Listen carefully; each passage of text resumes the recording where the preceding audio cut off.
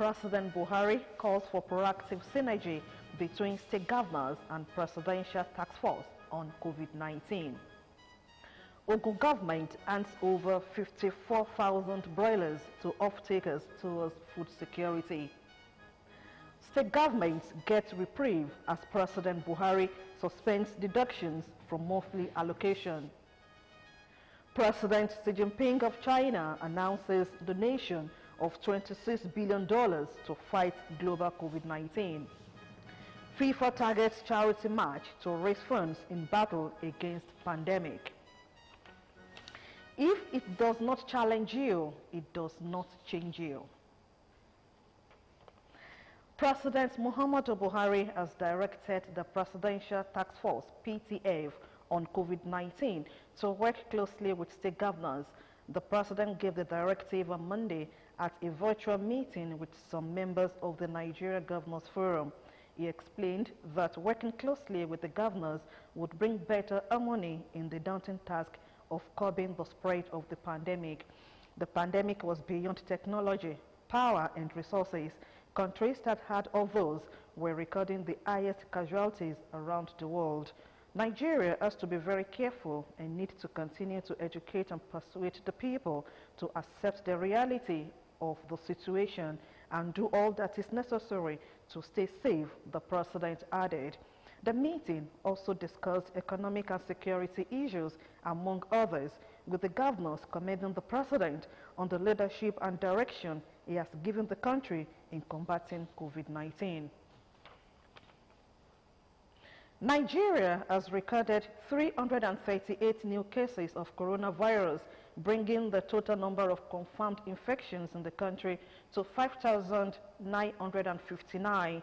The Nigeria Center for Disease Control made this known on Sunday. 6 patients died of coronavirus-related complications in the last 24 hours in Nigeria. Data obtained from the Nigeria Center for Disease Control website showed that there are no fewer than 4,183 active cases of COVID-19 in Nigeria.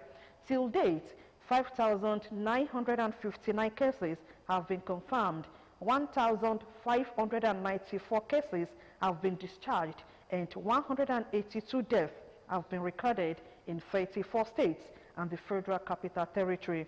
The 338 new cases are reported from 18 states: Lagos 117, Kano 64, FCT 21, Plateau 14, Oyo 11, Katsina 9, while Jigawa and Kaduna had 4 cases each.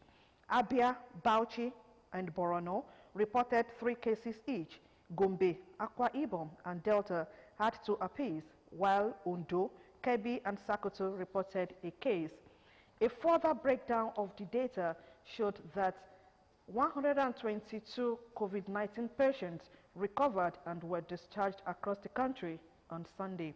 It also showed that 26% of infected persons have recovered from the virus in Nigeria, while 3% died.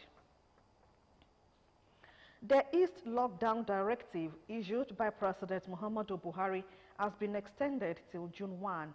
Boss Mustafa, Secretary to the Government of the Federation, made the announcement during the briefing of members of the Task Force, PTF, in Abuja, the nation's capital. According to him, the President took the decision based on the recommendations of PTF, and the Federal Capital Territory, FCT, will be maintained for the next 2 weeks, after which there will be another review. Boss Mustafa said that the measures, exemptions, advisories, and scope of entities allowed to reopen under Phase 1 of the East lockdown shall be maintained across the Federation for another 2 weeks, effective from midnight today, 18th May 2020 to 1st June 2020. Other recommendations approved by the President include intensifying efforts to communicate, identify and manage COVID-19 cases, and elevating the level of community ownership of non-pharmaceutical interventions. The window of relaxation for the lockdown in Ogun State is meant to strike a balance between the well-being of the people and the economic development of the state. The special advisor to the governor on media and communications, Honorable Remi Azan stated this while speaking on the compliance of residents on the measures put in place to curtail the spread of the virus. Adebola Oshomoji has the details.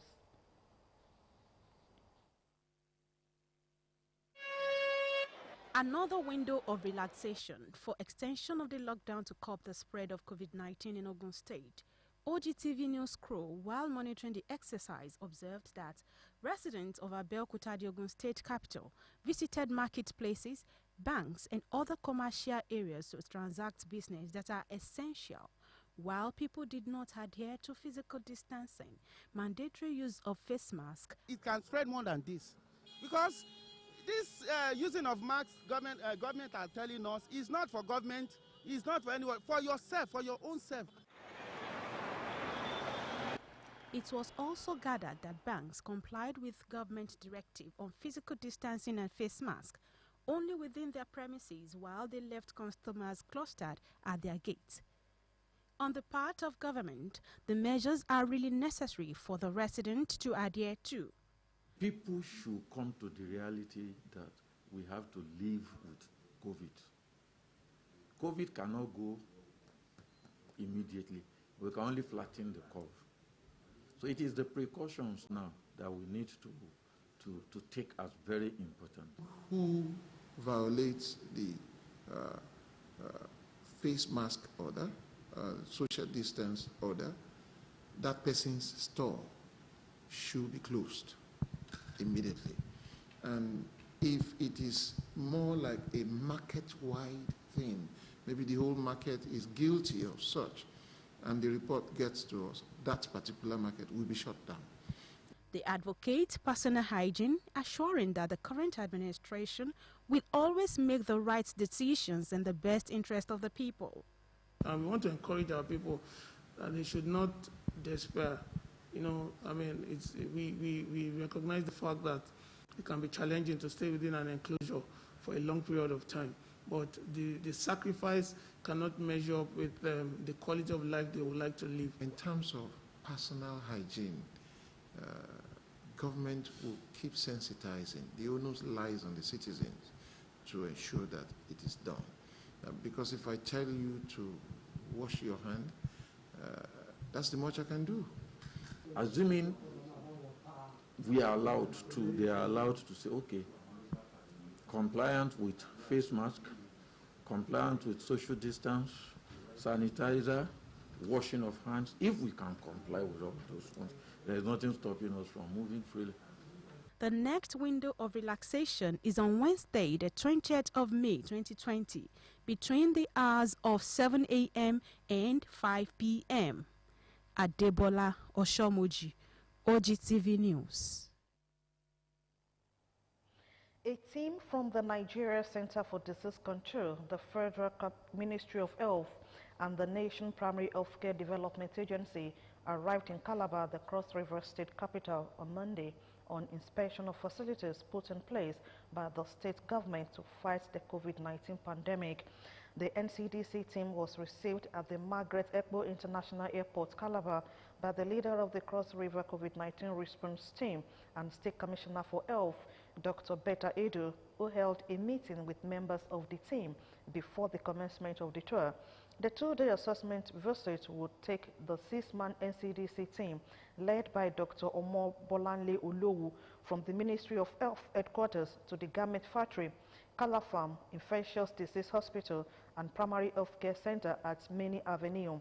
Other places the team will visit include General Hospital, Teaching Hospital, Training Center at Unica for 400 health workers, Tinapa Isolation Center, Palace of the Obong of Calabar, while on the second day, the team will visit Itu Bridge.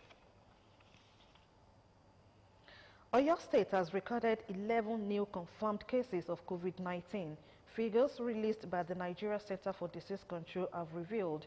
In the figures released on Sunday night, the 11 cases in Oyo were among 338 recorded in 18 states. Governor Sheyi Makinde had on Saturday night announced 31 new cases, the highest recorded in a single day in the state so far. Makinde, who said 30 of the cases were staff of an organization based in Ibadan's southwest local government area, added that the organization had been shut down while efforts were ongoing to decontaminate the premises. Kano State Ministry of Health has confirmed 64 new cases of coronavirus, bringing the total number of infections in the state to 825. The ministry, via its verified Twitter handle, said 18 patients were discharged and 1 death recorded on Friday, May 17 in the state. It added that there were 678 active cases with a total number of 111 discharged and 36 deaths. Kano State confirms additional 64 positive cases, 18 patients successfully discharged and 1 death of COVID-19 recorded in the state. The ministry further enjoined residents to observe safety protocols and pray for an end to the pandemic in the state. The Bauchi State government has discharged 20 coronavirus COVID-19 patients from its treatment facility in the state. Governor Bala Mohammed announced this on Monday via his verified Twitter handle. He noted that the latest recovery has raised the number of COVID-19 patients successfully managed and discharged in the state to 89. Governor Mohammed thanked the medical personnel in the state for their steadfastness in the fight against the COVID-19 pandemic.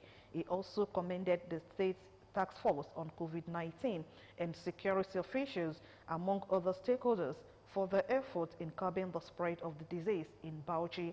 As of May 17, Bauchi has 215 COVID-19 infections with 143 active cases, according to the Nigeria Center for Disease Control, NCDC.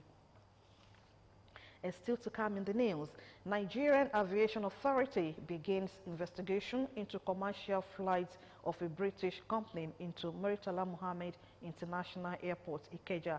More news and reports after this break.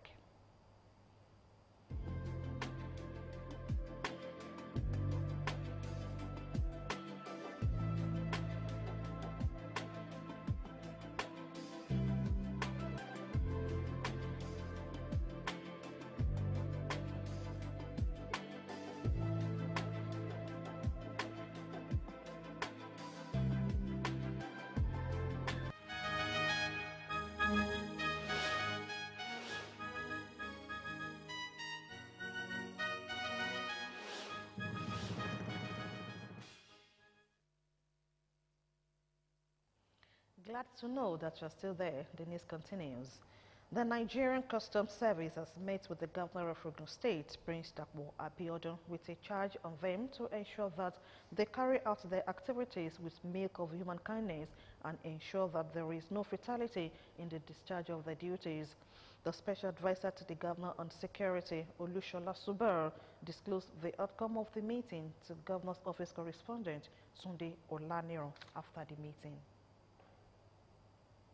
The meeting is at the instance of the Governor of Ogun State, Prince Dakpo Abiodun. They briefed the governor on what they are doing and then some of the challenges they are facing there at their duty post. Well, the governor also made them to understand that in carrying out their activities, they have to do it with milk of human kindness to just ensure that we don't record fatalities while they are carrying out their activities, because we know the situation at which we are in right now. Everywhere is tensed up, and we need to just have a balance between, having to generate revenue and then, considering the life of people also. To tell him of the developments as it relates to the custom activities in the command, in the state, to brief him, tell him our challenges, and listen to his fatherly advice. That's what brought us. He's a father, and he's an experienced man who has seen the whole world and knows what custom is all about. They revealed that the relationship between the residents of the state and the Nigerian Customs Service remains cordial. Yes, generally Ogun State people are peaceful people. We have a little, some bad eggs that want to portray the state in bad light, and who feel They can do things their own way always. You know, it is a law-abiding society. Laws are created to be obeyed. So this is a type of thing, but generally, Ogun State is peaceful. The Nigerian Customs Service is saddled with responsibility of collection of customs revenue and anti-smuggling efforts. Tunde Olaniro, Ogtv News.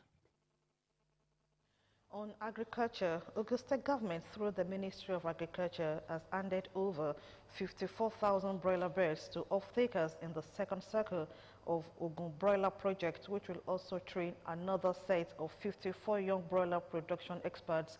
Commissioner for Agriculture, Dr. Adiola Odedino, while performing the handing over on behalf of the State Governor, Prince Dapo Abiodun, at Odeda Farm Institute, Iweje, said the broilers which were raised during COVID-19 lockdown are part of the strategy of government to ensure continuous food production during the pandemic.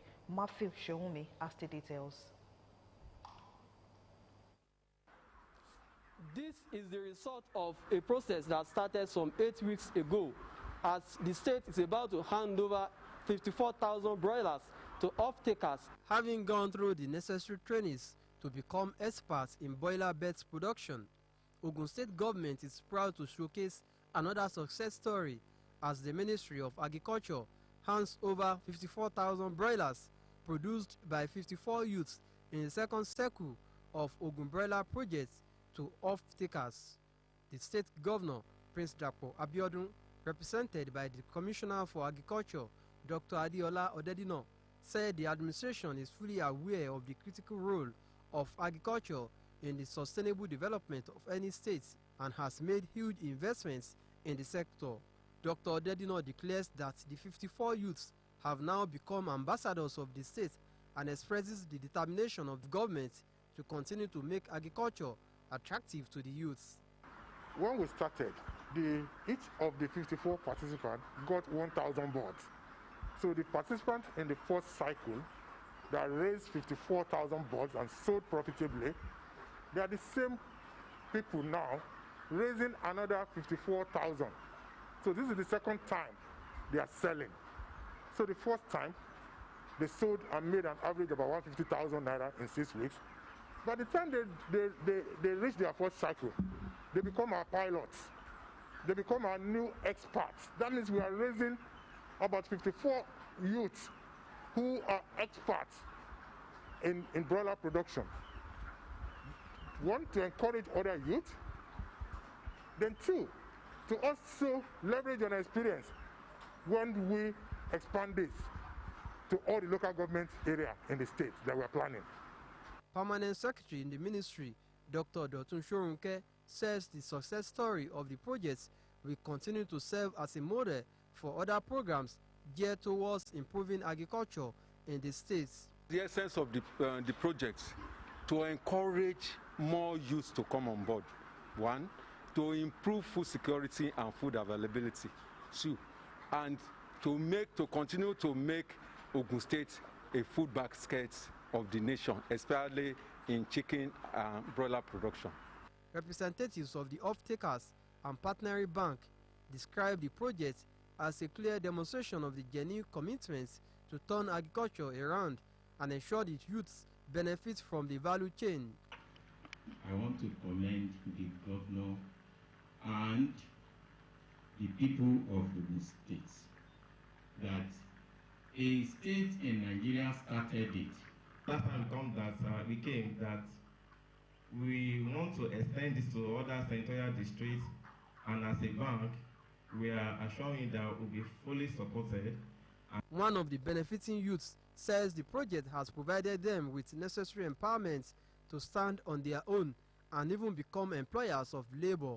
In training, we were gainfully empowered to be able to give. They gave us 1,000 birds as individuals so that we can rear. The program is to continue with more support from the state governments. Matthew Shomi, Ogtv News.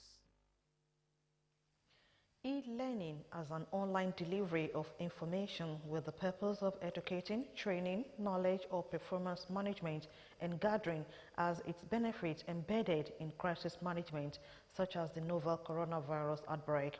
In this special report, Ife Sholuade takes a look at how productive e-learning has been able to tackle the educational shutdown due to the global pandemic. His report is presented from our studio. Also referred to as distance learning, internet learning or online learning, e-learning is an art of learning via electronic technologies to access educational curriculum outside the traditional classroom wall. It refers to a course, program or degree delivered through the use of internet. It is worthy of note that experts in various fields of profession such as fashion designers, cobblers, artists, bakers and craftsmen have over the time engaged in the easiest medium of learning to train interested entrepreneurs. Learning materials put up on the learning portal can be reused. You don't have to always recreate your learning materials every time you need to teach. Also for the students, you can also refer to these learning materials at your own convenient time. You may not be able to go during the day, but when you are free in the night or anytime, you sit down to learn. And then you have access to the same material that those people that go to the school during the day that they also have. So it gives everyone a level playing ground that at any point that you want to learn, you are free to learn. As most businesses and school activities remain shut due to coronavirus outbreak, e-learning has been adopted by most government and private educational institutions to keep their students abreast of their school's outlines. The school was shut and were closed. We wouldn't have been thinking about e-learning. But even after the lockdown must have been removed, we will continue. We will continue because it's part of another area of life that we like to expose these children onto so that we can compare favorably with any other people all over the world. Experts, however, highlight some of the challenges militating against electronic learning usage in a country like Nigeria. Another disadvantage is that feedback may not be as good as when you're actually having it in the classroom. So sometimes, like I said, if the internet is bad, I may not be able to get the feedback from you during my class. I may not be able to assess if you understood what I've taught or not. Every time I want to go online, every time I want to learn, I don't want to see online now, I want to learn. I have to have access to a powered device. And then if there is no power, then I will not be able to learn. Whether my parents are there or not, whether my teacher is looking at me or not, what do I need to gain? All I need to gain is self-trust. So this self-trust will not allow the cheating to be there. According to them, educative information released to professionals and students when needed saves time and increases rate of learning. Hence, the need to hold on to the electronic medium of learning even after the pandemic. E-banking, otherwise referred to as internet banking, focuses on the ability of bankers the world over to synergize with depositors in running bank documents with ease of transactions, not only to deposit and withdraw from various accounts, but to be able to operate on other documentations. In this report, Peter Falomo takes a look at the impact of online banking on customer satisfaction. His report. Rapid changes in banking operations being experienced in the industry, particularly in modern era, requires that the operators need to serve their customers better in online transactions. According to financial experts, such electronic banking is believed to be critical in transformation drive, such as products and services, and how they are delivered to customers.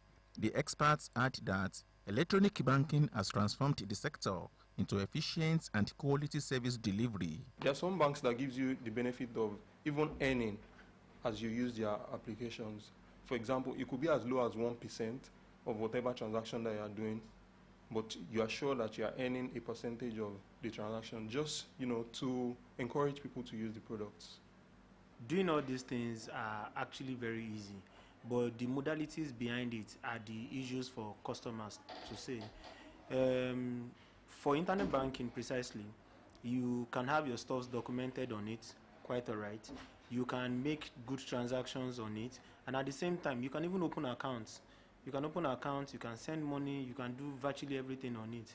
In their various reactions, Some customers to banking operations believe that bank officials in Nigeria may need to improve on their services in terms of other documentations, which extend beyond cash deposits and withdrawals, as being operated in other developed nations. There are times you may want to engage in forex. How do you put that in place even while you are at home without, there is what we call ease of doing business. I don't think that is really happening in the banking sector. We are still struggling. So they need to look more and see how to make that structure more robust to fit into the current system, because everyone is moving and we cannot afford to stay behind. No, it's not just about pay and receive. Even at the ATM, you get there at times you slot in your card and they will tell you unable to dispense network. So many problems with internet banking that we really need to work on.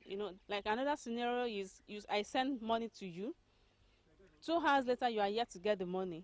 It makes me appear as if I'm lying to you that I have not sent the money. It has caused rifles between individuals, which is not too fair on our own part. So they really need to work on this and make the quality of service better. They noted other challenges confronting banking operations on internet in Nigeria, which include erratic power supply during transactions and low level of awareness to some Nigerians, among others. Peter Falomo, Ogtv News. The Nigerian Civil Aviation Authority, NCAA, has begun an investigation into the reason why an aircraft belonging to a British company was operating commercial flights into Murtala Mohammed International Airport, Lagos. The aircraft, a Legacy 600 with registration GERFY, was impounded by the federal government for flouting the country's ban on airspace amid COVID-19 pandemic. The Minister of Aviation, Hadi Sirika, had earlier announced that the company, Flair Aviation, was given the approval to conduct humanitarian flights but was caught operating commercial flights. Sirika, who made the announcement via his official Twitter handle, said that in addition to the confiscation, a maximum penalty would be imposed on the company. The NCAA has consequently stressed that the country's airports remain under lockdown to commercial flight operation as part of measures to curb the spread of COVID-19. Nigerian army troops have killed 20 Boko Haram Islamic State of West African province terrorists at the northwest of Baga town in the state. The coordinator of Defense Media Operations, Defense Headquarters, Major General John Eneche, disclosed this in a statement on Monday in Abuja. Major General Eneche said the troops of 130 Battalion, with the support of the Army Super Camp Baga, recorded the success in a decisive intercept offensive operations. It disclosed that the terrorists, who were armed with mortars, rocket-propelled grenades and small arms, were heading to attack villages surrounding Baga when the troops attacked the convoy with overwhelming firepower. According to him, the troops captured 6 AK-47 rifles, 520 rounds of 7.62 mm special ammunition and 536 hand grenades. However, 9 gallant soldiers were wounded in action with no loss of life. The Chief of Army Staff, Lieutenant General Tuko Buratai, commended the gallant troops for their professionalism and directed them to remain resolute towards eradicating criminals from the northeast. The Nigerian Air Force has deployed its Special Forces operatives to Nasarawa to boost internal security in the state and in the north central.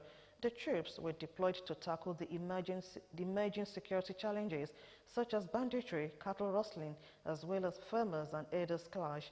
A statement by NAF's Director of Public Relations and Information, Air Commander Ibikunle Daramola, has said that the deployment of the Special Forces element followed the earlier deployment of a NAV Mi-35P helicopter gunship conduct operations in the state. Addressing the troops, the Chief of Air Staff, Air Marshal Sadiq Abubakar, who was represented by the Air Force Commanding Special Operations Command, Air Vice Marshal Charles Owo, noted that the move was aimed at enhancing the existing security architecture in the state. In his remarks, the Governor of Nasarawa State, Engineer Abdullahi Sule, who was represented who was present to receive the troops, expressed appreciation for the swift response by NAF to deploy the Special Forces elements, adding that it would no doubt help to bring acts of criminality in the state to an end. The governor said the deployment was evidence of President Muhammadu Buhari's pragmatic leadership and the importance the current federal government administration attached to the security of lives and property of Nigerians. On business news, federal government to secure 995 million euros worth of agri equipment for farmers. More business stories when we return from this break.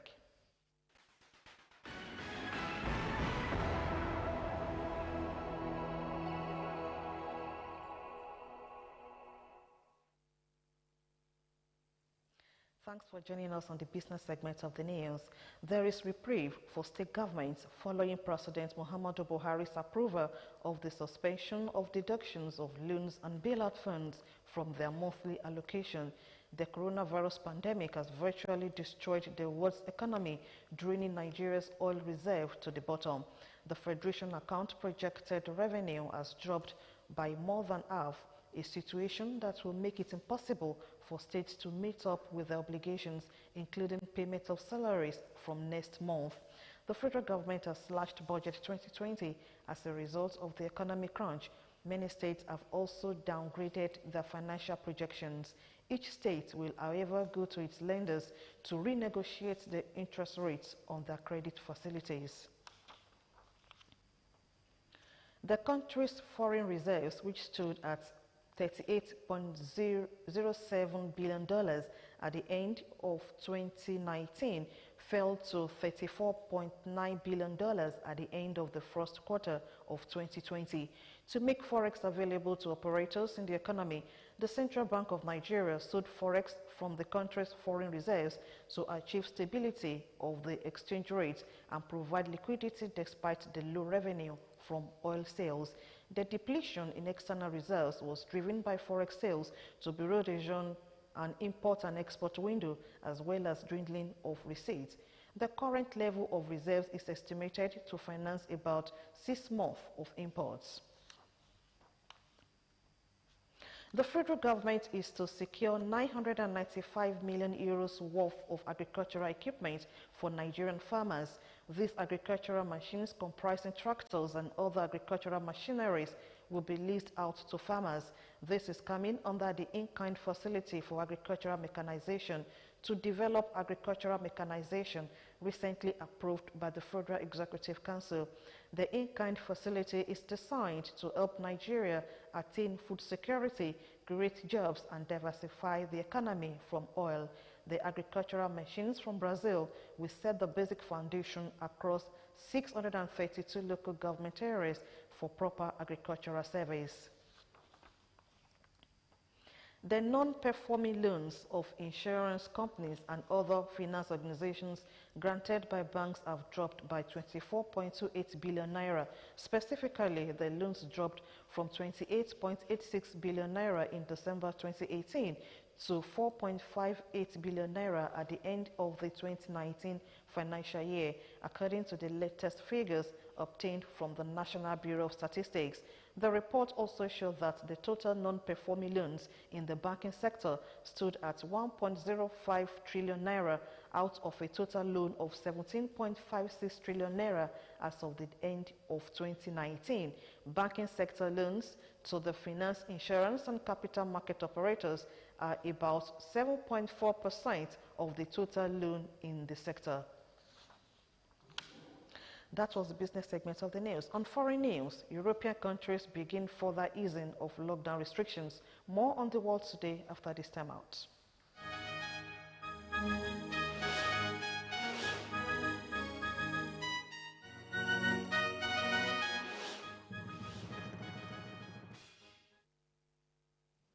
President Xi Jinping says Beijing has always been transparent and promises $26 billion in global COVID-19 aid. European countries begin further easing of coronavirus lockdown restrictions.